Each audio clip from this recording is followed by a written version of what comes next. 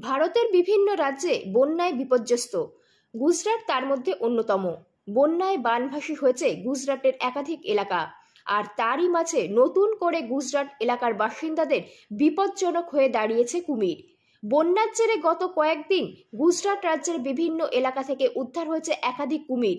বাসিন্দাদের কখনো বাড়ির চালে তো কখনো আবার বাড়ির রান্নাঘরে ঢুকে যাচ্ছে বিশাল আকৃতির কুমির।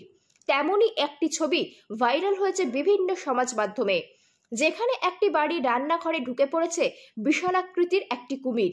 আর সেই কুমিরকে দড়ি দিয়ে ধরতে চেষ্টা করছে এক ব্যক্তি।